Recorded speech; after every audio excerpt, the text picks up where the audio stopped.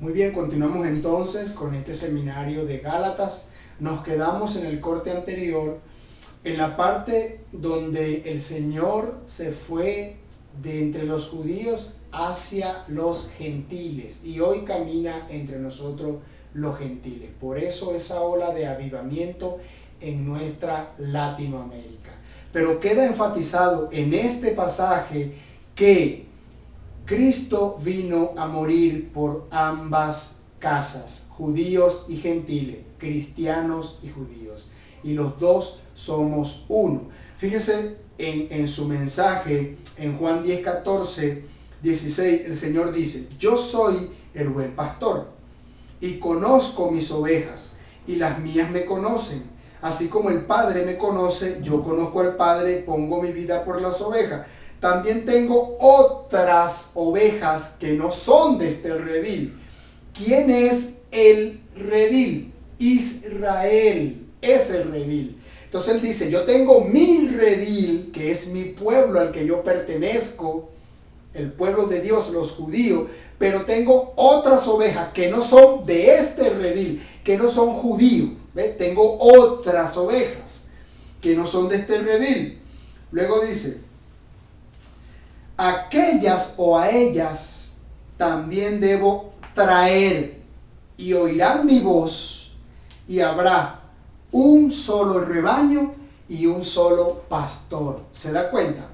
Cristo está en su mensaje diciendo que Él estaba asignado al pueblo de Israel, pero que habían otras ovejas que no eran parte del pueblo de Israel, es decir, el pueblo gentil, usted y yo. Y Él dice: a esas ovejas algún día yo las voy a atraer hacia mí. Y el día que ellas oigan mi voz y ellas regresen y formen parte de ese redil, entonces habrá un solo redil y un solo pastor. Ahorita hay muchos rediles y muchos pastores, pero la voluntad de Dios es que haya un solo redil, un solo pueblo y un solo pastor, como al principio. Él gobernando a toda la humanidad, controlando toda su creación, no hombres controlando a otros hombres. Ese es el mensaje del Señor. Gálatas 1, 3 al 5 dice: gracia y paz sean a vosotros de Dios el Padre y de nuestro Jesucristo, el cual se dio a sí mismo por nuestros pecados para librarnos del presente siglo malo, conforme a la voluntad de nuestro Dios y Padre, a quien sea la gloria por los siglos de los siglos. Amén. La palabra gracia y paz significa poder para juntar dos cosas. Gracia y paz es el poder que descansa sobre una fuerza para unir ambas cosas. Es como un pegamento.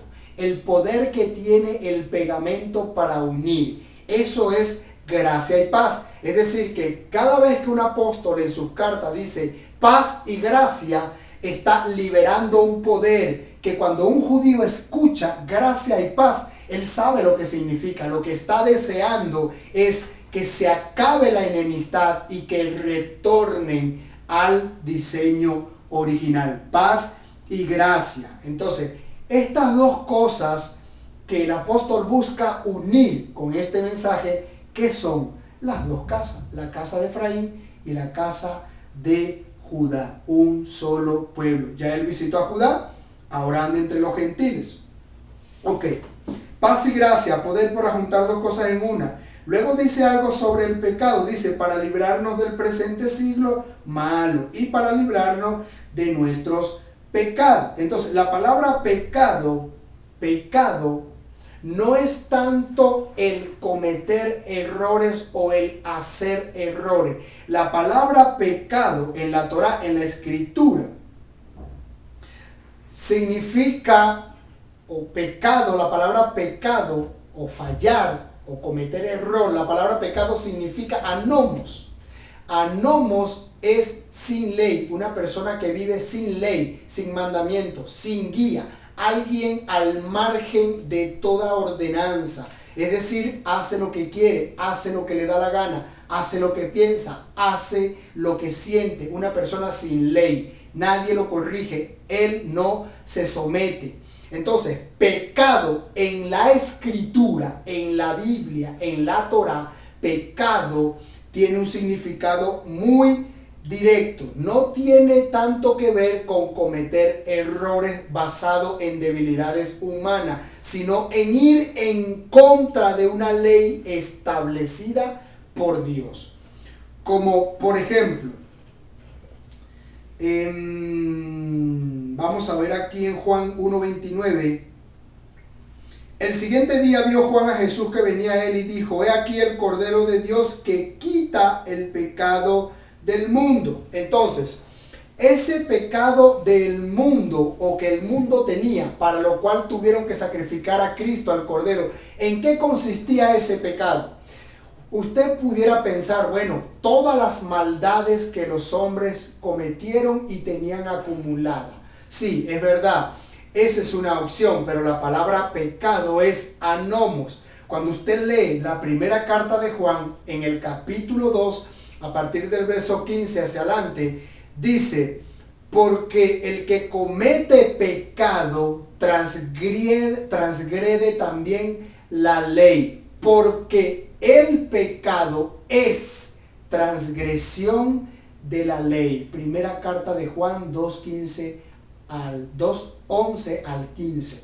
Dice: pecado es transgresión de la ley. Y la única ley que usted y yo conocemos, que ya dijimos, quitémosle la palabra ley y pongámosle la Torá, la escritura. El único pecado que el pueblo, que el mundo cometió, al cual Dios estaba pendiente de eliminar por medio de Cristo, era la transgresión hacia la escritura.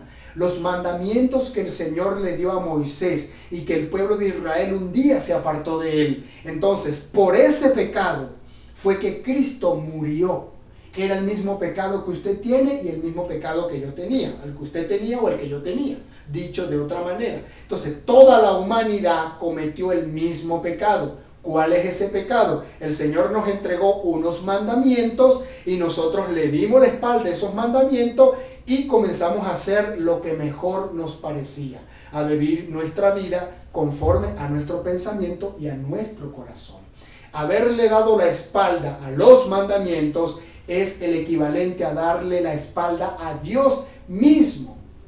Entonces, en el capítulo 28 del libro de Deuteronomio hay dos columnas que representan a las tablas que se le dieron a Moisés en el Sinaí. Recuerde que las tablas que le dieron a Moisés tenía dos columnas. En una lo prohibido y en la otra lo permitido. En una no harás y en la otra sí harás. Esas dos tablas usted la encuentra representada en el capítulo 28 del libro de Deuteronomio. La parte positiva dice: acontecerá que si oyeres atentamente la voz del Señor tu Dios para poner por obra todos sus mandamientos que Él te prescribe hoy, vendrán sobre ti estas bendiciones. Entonces hay una lista de bendiciones que vienen sobre la vida de aquel que oye a Dios y guarda el mandamiento. Del otro lado están las negativas, que dice: acontecerá que si no oyes al Señor tu Dios y no pones por obra el mandamiento, vendrán sobre ti estas maldiciones.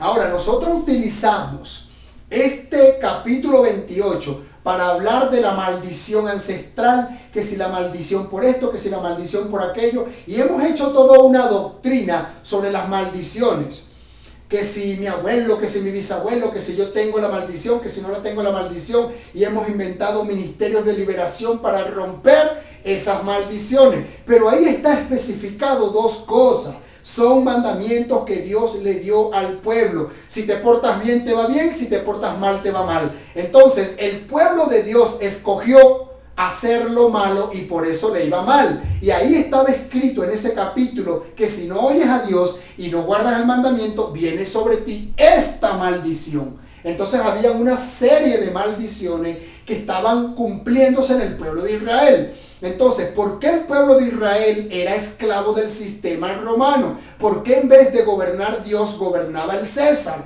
¿Por qué en vez de gobernar el Mesías, gobernaba Herodes? O sea, ¿por qué el pueblo estaba cautivo, conquistado por una nación extranjera? ¿Por qué estaban pagando altos tributos? ¿Por qué eran violadas las mujeres, asesinados los niños, los hombres esclavizados? ¿Por qué Israel estaba enfermo? ¿Por qué había tantas enfermedades? ¿Por qué habían tantos endemoniados en Israel en el tiempo que Cristo apareció? ¿Por qué? Porque en ellos estaba operando la maldición de Deuteronomio. La palabra dice: si me ofendes, sobre ti libero esta maldición. Eso era. Entonces, cuando aquí dice que Cristo vino como cordero para quitar el pecado del mundo, está hablando es de ese pecado. Ese pecado por haber ido en contra de la ley, en contra del mandamiento, en contra de la Torá, en contra de Dios, por haber sido rebelde a los mandamientos, por haber sido rebelde a las enseñanzas, por haber apartado el oído de oír al Señor. Entonces ahí la sentencia era: si me escuchas y obedeces, andas en bendición. Si no me escuchas y desobedeces, andas en maldición. ¿Y cómo andaba el pueblo? En maldición. Entonces, esa maldición que la ley le impuso al pueblo fue por la que Cristo murió. Entonces, eliminó la maldición que la ley le puso al pueblo. Por eso, cuando Pablo habla de la maldición de la ley, no está hablando de la Torá, no está hablando de los mandamientos, está hablando de un castigo que la misma Escritura le impone al hombre por haber faltado el respeto a ella. Eso es lo que Cristo vino a hacer.